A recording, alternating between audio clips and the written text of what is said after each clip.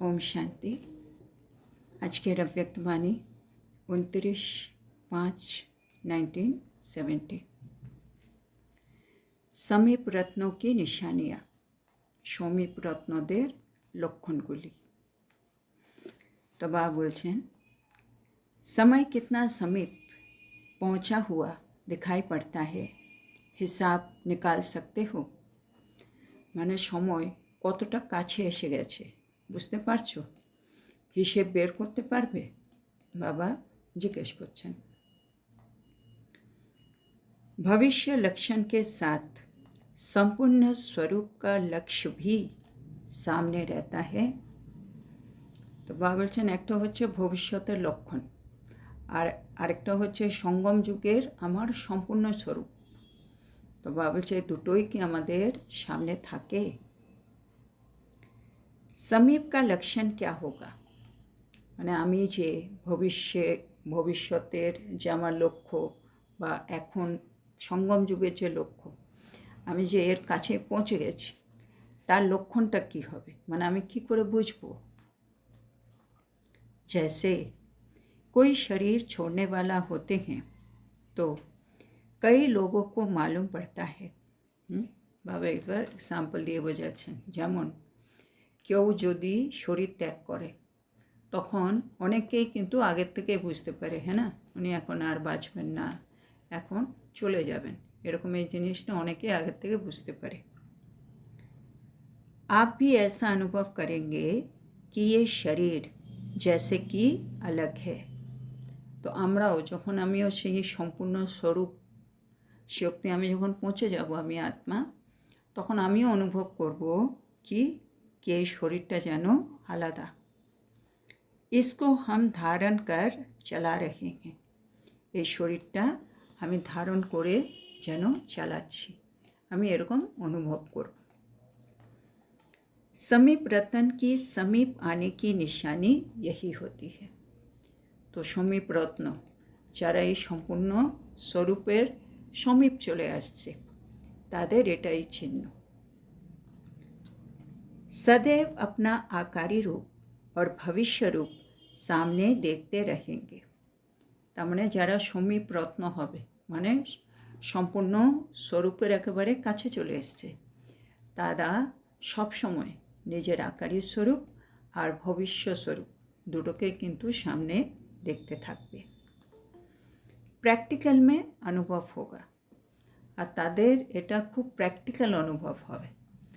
বা বলে না, যেমন মনে হবে যেন ওই ড্রেসটা, মানে ভবিষ্যৎ স্বরূপের ড্রেস, সেটা যেমন সামনেই কোনো একটা খুঁটিতে ঝোলানো আছে, বাস আমি এই শরীরটা ছাড়বো, গিয়ে ওই ড্রেসটা পরে নেব, মানে এতটা কাছে অনুভব হবে আর কি। तो लाइट का फरिश्ता स्वरूप सामने दिखाई देगा कि ऐसा बनना है, और भविष्य रूप भी दिखाई देगा। বাবা বলছে কী কী দেখা দেবে? একটা হচ্ছে এখনকার লাইটের ফরিস্তা স্বরূপ, এটাও দেখা যাবে সামনে, আর ভবিষ্যতের রূপ সেটাও দেখা যাবে। তো अब ये छोड़ा और वो लिया, মানে মনে হবে এটা এখন ছাড়লাম, ওটা এখন গ্রহণ করলাম। जब ऐसी अनुभूति हो तब समझो कि संपूर्णता के समीप है। যখন এরকম অনুভব হবে তাহলেই আমি আত্মা বুঝতে পারবো কি আমি আত্মা এখন একেবারে সম্পূর্ণতার সমীপ। एक आँख में संपूर्ण स्वरूप और दूसरी आँख में भविष्य स्वरूप। হ্যাঁ, মানে মুক্তি, জীবন মুক্তি বলে, মুক্তি মানে আমি সম্পূর্ণ স্বরূপের কাছে এসে গেছি, আর অন্য চোখে ভবিষ্য স্বরূপ, যেটা আমার জীবন মুক্তি স্বরূপ। ऐसा प्रत्यक्ष देखने में आएगा, একেবারে এত মানে প্রত্যক্ষ আমি নিজে বুঝতে পারবো, এক চোখে এটা দেখছি, এক চোখে এটা দেখছি। बैठे बैठे ऐसे अनुभव करेंगे जैसे कि यहाँ नहीं लेकिन उस संपूर्ण स्वरूप में बैठे हैं। মানে বসে বসেই হঠাৎ করে মনে হবে আমি যেন সেই সম্পূর্ণ স্বরূপের মধ্যে বসে আছি, মানে আমি আলাদা বসে নেই, মানে আমি সেই সম্পূর্ণ স্বরূপের মধ্যেই বসে আছি, মানে হঠাৎ সেই স্বরূপ আমার মধ্যে ইমার্জ হয়ে গেল। ये पुरुषार्थी शरीर एकदम मर्ज हो जाएगा। মানে আমি যখন পুরুষার্থী এই ফিলিংটা আমার একেবারে মার্জ হয়ে যাবে, তার মধ্যে আমার সম্পূর্ণ স্বরূপ, আমি ফরিস্তা, সেই স্বরূপটা ইমার্জ হয়ে যাবে। তো वो दोनों इमर्ज होंगे। তখন বাবা বলছে ওই সময় আমার সম্পূর্ণ স্বরূপ আর আমার ভবিষ্যৎ স্বরূপ, এই দুটো স্বরূপই কিন্তু আমার মধ্যে ইমার্জ হয়ে যাবে।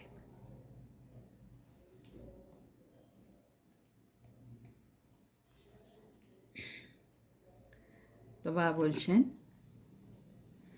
जैसे एक वस्त्र छोड़ दूसरा लिया जाता है वैसे ही अनुभव करेंगे।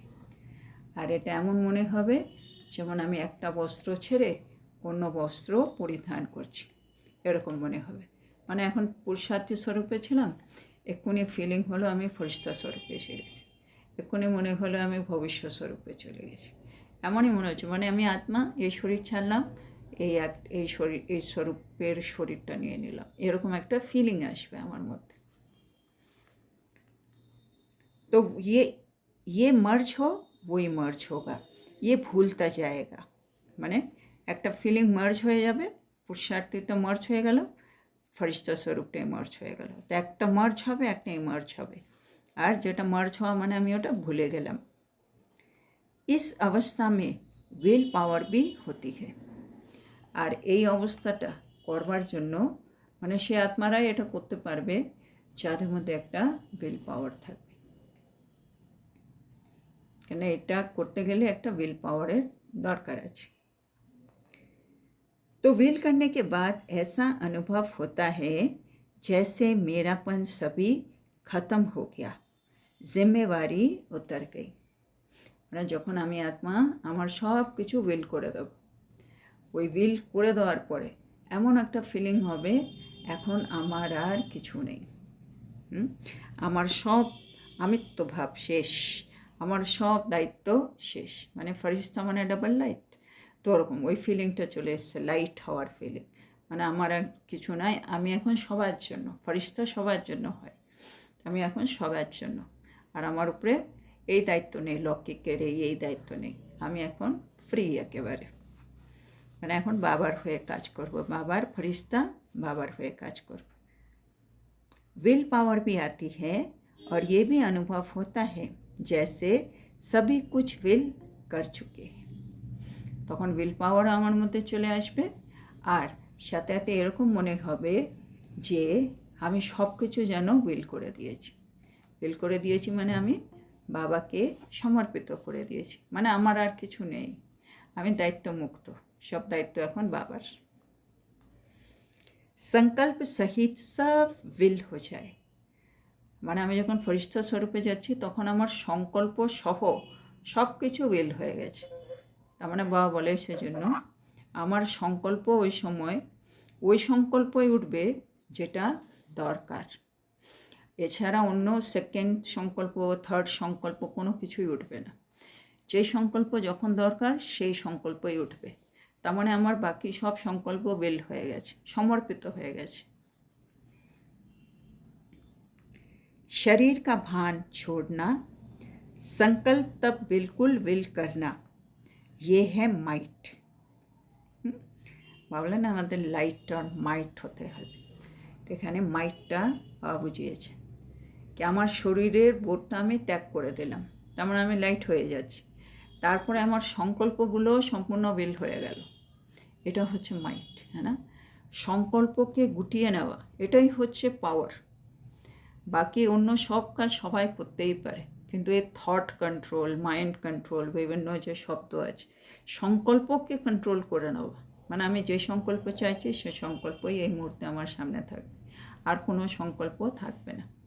এই পুরোটা উইল করা বা বলছে এটাই হচ্ছে মাইট। ফের সমানতা কি অবস্থা হোগি, তারপরে আমি আত্মা বাপ সমান হয়ে যাচ্ছি। মানে ভগবানও তাই না, যখন যে সংকল্প দরকার ওইটাই করে, বাকি ওনার সংকল্প চলে না, নির্সংকল্প স্থিতি। তো আমার অবস্থা এখন বাবার সমান হতে আছে। समानता व संपूर्णता बात एक ही है ना, बाप समान हवा আমি আত্মার সম্পূর্ণতা প্রাপ্ত করা দুটোই কিন্তু একই ব্যাপার।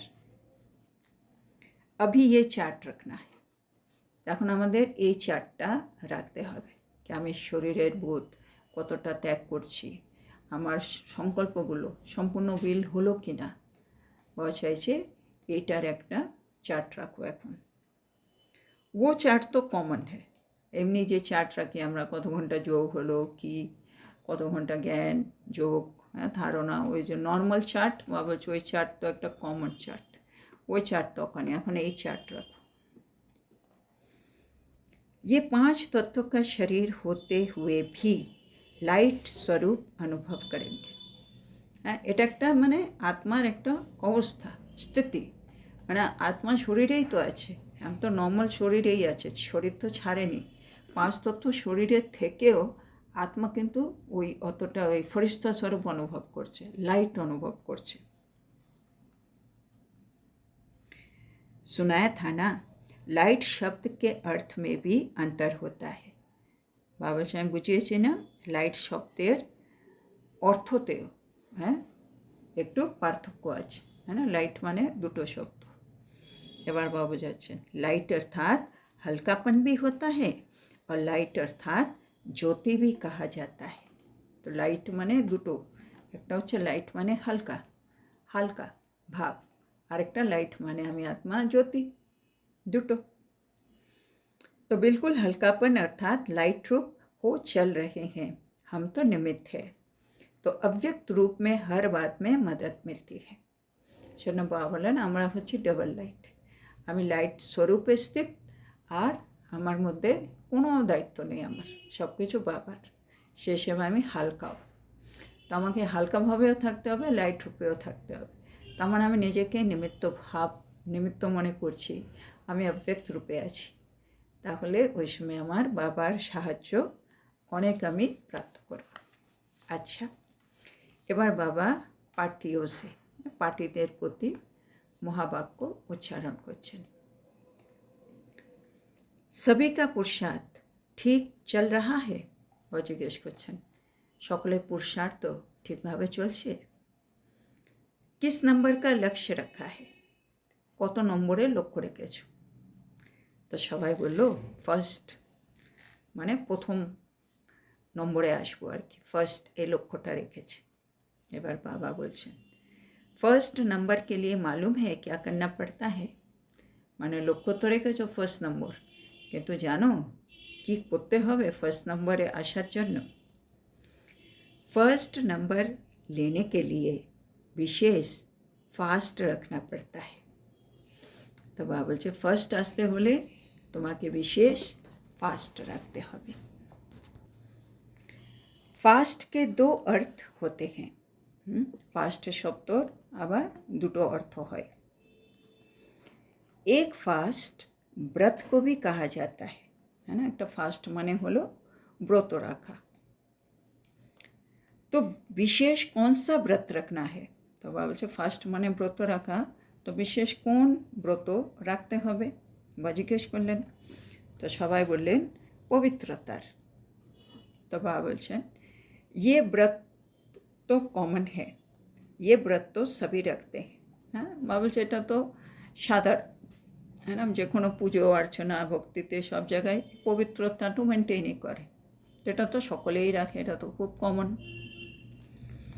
फर्स्ट आने के लिए विशेष व्रत रखना है कि एक बाप दूसरा ना कोई। কিন্তু আমাদের জ্ঞান মার্গে যদি আমি ফার্স্ট আসতে চাই, হ্যাঁ না, মানে লক্ষ্মীনারায়ণ হতে চাই সে পজিশন, তাহলে আমাদের এখানে ব্রত হচ্ছে এক বাবা দ্বিতীয় আর কেউ নয়। हर बात में एक की ही स्मृति आए, প্রতিটা বিষয়ে একেরই স্মৃতি যেন আসে, সেটা হলো বাবা। जब ये फास्ट रखेंगे तो फर्स्ट आ जाएंगे, যখন এই ফাস্ট রাখবে তখন কিন্তু তুমি ফার্স্ট চলে আসবে, মানে এই ব্রত রাখতে হবে প্রথমে আসার জন্য। दूसरा फास्ट মানে এটা বলছে ফার্স্ট শব্দ দুটো, মানে দুটো অর্থ, একটা হচ্ছে ব্রত আর দ্বিতীয় दूसरा फास्ट मतलब जल्दी चलने को भी कहा जाता है अर्थात तीव्र पुरुषार्थ। আর দ্বিতীয় বলে না ফাস্ট ফাস্ট চলো মানে দ্রুত গতিতে চলো, তার মানে দ্বিতীয় হচ্ছে তীব্র পুরুষার্থী হতে হবে। তাহলে একটা হচ্ছে ব্রত রাখতে হবে, দ্বিতীয় হচ্ছে তীব্র পুরুষার্থী হতে হবে, তাহলে আমরা ফার্স্ট নম্বরে আসতে পারব। তারপরে বাবা বলছেন महारथी उसको कहा जाता है जो सदैव माया पर विजय प्राप्त करे। মানে মহারথী কাদেরকে বলা হয়? যারা সর্বদা মায়ার উপরে বিজয় প্রাপ্ত করে। माया को सदा के लिए विदाई दे दो, है माया के चिरकालेর জন্য এবার বিদায় দিয়ে দাও। विघ्नों को हटाने की पूरी नॉलेज है ना, মানে জিজ্ঞেস করছেন বিঘ্নকে দূর করার সম্পূর্ণ জ্ঞান আছে তো? सर्वशक्तिमान के बच्चे मास्टर सर्वशक्तिमान हो, है सर्वशक्तिमाনের সন্তান আমিও মাস্টার सर्वशक्तिमान।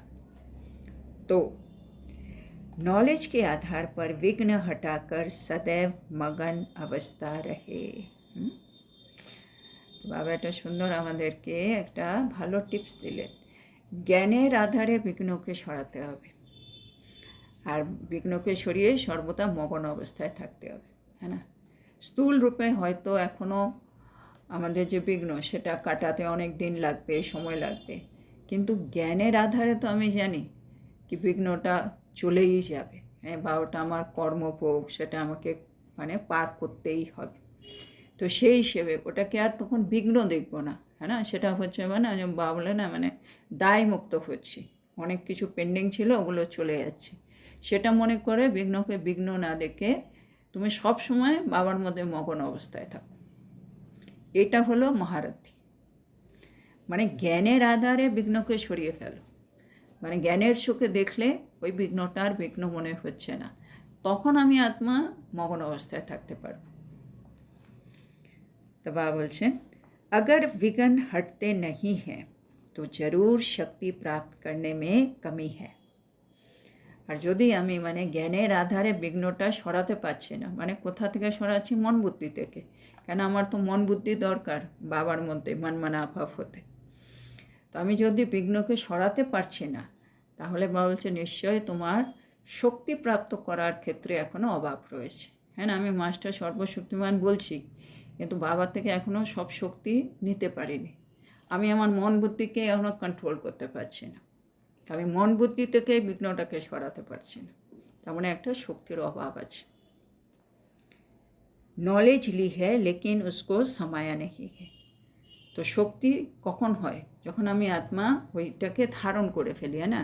জ্ঞানেরও বল আছে, যোগেরও বল আছে, বল মানে পাওয়ার।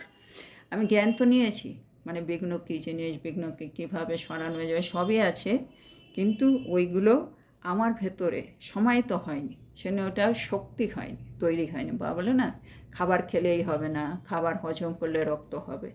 আমি জ্ঞানটা নিয়েছি, কিন্তু জ্ঞানটা আমার ভেতরে গিয়ে আমার স্বরূপে আসেনি, সেই শক্তিটা আমি আর পাচ্ছি না, সেজন্য আমি বিঘ্নকে দেখে বিঘ্নর মধ্যে ঢুকে যাচ্ছি, মানে সে বিঘ্ন বিনাশক ওই স্বরূপটা আমার মধ্যে ইমার্জ হচ্ছে না। নলেজ কো সমানা অর্থাৎ স্বরূপ বন্না, है ना? মানে জ্ঞানটা আমি জানি, কিন্তু জ্ঞানটা আমার স্বরূপে আসছে না, সেই জন্য ওই শক্তিটা আমি অনুভব করতে পারছি না। जब समझ से कर्म होगा तो उसका फल सफलता अवश्य निकलेगी। মানে শুধু কর্ম করলে ফল পাওয়া যায় না, মানে কর্ম করলে যে কোনো একটা কর্ম করব ফল তো আসবে, কিন্তু যদি তুমি বুঝে শুনে কর্ম করো তবেই তোমার ফল যেটা হবে ওটা সফলতা আনবে।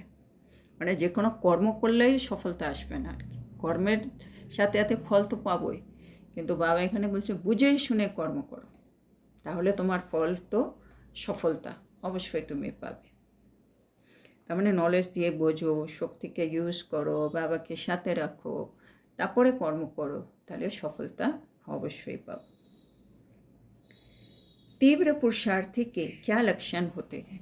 तीव्र पुरुषार्थीদের লক্ষণ কি হয়? समझाया था ना कि फरमान बरदार किसको कहा जाता है। বাবা যে বুঝিয়েছিলাম না কি ফরমান বরদার কাকে বলে। মানে যে বাবার আজ্ঞা পালন করে সেই সন্তান কাদেরকে বলা হয়। जिसका संकल्प भी बगैर फरमान के नहीं चलता है, মানে ফরমান বর্তার সন্তান মানে যার নিজের সংকল্প বাবার আজ্ঞা ছাড়া চলবে না, সে হচ্ছে বাবার আজ্ঞা পালনকারী সন্তান। মানে বাবা যে সংকল্প বলছে সে সংকল্পই উঠবে, আর কোনো সংকল্প উঠবে না। ऐसे फरमान बरदार को ही तीव्र पुरुषार्थी कहा जाता है। আর এরকম ফরমান বরদার যে সন্তান হবে সেই কিন্তু তীব্র পুরুষার্থী হবে, হ্যাঁ না? কেন বাবা যে বলেছে ওই সংকল্পটাই উঠছে, সেরকমই বাচ্চা কর্মনা হবে। তার মানে ও তো কোনো ব্যর্থ নেই, নেগেটিভ নেই, হ্যাঁ কিচ্ছু নেই, তার মানে সে তীব্র পুরুষার্থী। तो सर्वशक्तिमान बाप के बच्चे जो शक्तिवान है उन्हों के आगे माया भी दूर से ही सलाम कर विदाई ले लेती है। তো বাবা হচ্ছে সর্বশক্তিমান বাবার যে সন্তান, তারাও তো শক্তিবান, সেজন্য তাদের আগে সে মায়া তাদেরকেও দূর থেকে সালাম করে বিদায় নিয়ে নেয়, তাদের আর কাছে আসে না, জানে ওরাও সর্বশক্তিমান। बल्लभाचारी लोग अपने शिष्यों को छूने भी नहीं देते हैं, है ना? बल्लभाचारी ওরা নাকি বলে পাকা বৈষ্ণব, তারা নিজের শিষ্যকেও নিজেকে মানে ছুতে দেয় না, শিষ্যরা সব দূরে দূরে থাকবে আর কি। अछूत अगर छू लेता है तो स्नान किया जाता है না? এমনি নিয়ম আছে, অছুত যারা আনটাচেবল ক্যাটাগরিতে পড়ে তারা যদি ছুঁয়ে নেয় তখন আবার সে চান করে আবার নিজেকে ঠিক করে আর কি। তো বাবা বলছে यहाँ भी, তো এখানেও আমাদের মধ্যেও আছে ব্যাপারটা কীভাবে। यहाँ भी ज्ञान स्नान कर ऐसी शक्ति धारण करो जो अछूत नज़दीक न आए। माया भी क्या है, अछूत है ना। তো বাবা বলছে ওখানে যেমন অছুত বলতে কোনো জাতি প্রজাতি হবে, কোনো আত্মারা, আমাদের এখানে অছুত বলতে জ্ঞানে মায়া হচ্ছে অছুত।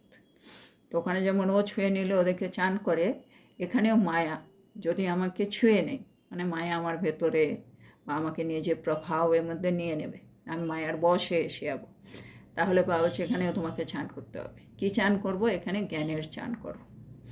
জ্ঞানের চান করে নিজের ভেতরে এমন শক্তি ধারণ করো যেন মায়া, সে অছুত, সে যেন নিজের আর কাছে না আসে। তো এখানে এই মূল্যটা আজকে শেষ হলো। আচ্ছা, এবার আজকে বাবা আমাদেরকে কি বললেন। তো বাবা আজকে আমাদেরকে এখানে বোঝাচ্ছেন সমীপ রত্নদের লক্ষণ। আমি আত্মা যখন সমীপ, আমি মানে আমার সম্পূর্ণতার সমীপ চলে আসবো, কি করে বুঝবো? বাবা বলছে যেমন কেউ শরীর ত্যাগ করলে আগের থেকেই বুঝতে পারে, হ্যাঁ না? ও বুঝতে পারে, ওর আশেপাশের লোকেরাও বুঝতে পারে। আমরাও এখানে আমি আত্মা যখন সমীপ অবস্থায় পৌঁছে যাব, সম্পূর্ণ অবস্থায়, আমি নিজে বুঝতে পারবো কি আমার এই শরীরটা যেন আলাদা, আমি আত্মা শরীরটা ধারণ করে চালাচ্ছি। আর তাদের সামনে ওদের আকারী স্বরূপ আর ভবিষ্যৎ স্বরূপ দুটো একেবারে প্র্যাকটিক্যাল অনুভব হবে যেন সামনে আছে, মানে লাইটের ফরিস্তা স্বরূপ আর ভবিষ্যৎ দেবপথ, যে এই দুটোই সামনে থাকবে।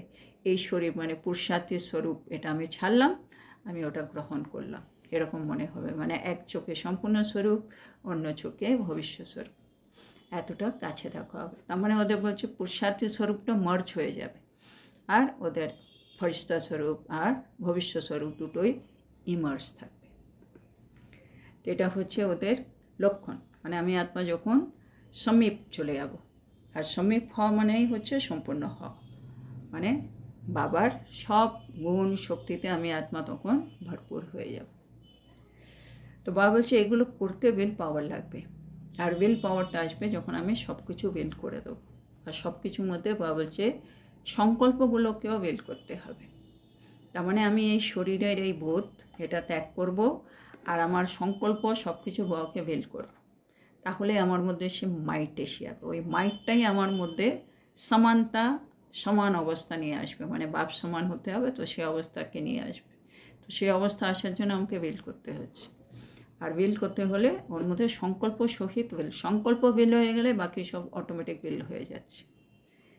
তো আমাকে মাইটটাও নিয়ে আসতে হবে আমার মধ্যে।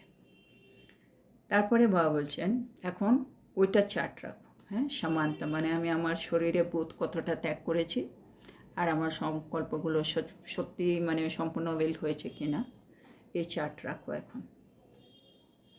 তারপরে বাবা আমাদেরকে বললেন লাইটের দুটো মিনিং, একটা হচ্ছে হালকা ভাব আর একটা হচ্ছে জ্যোতি।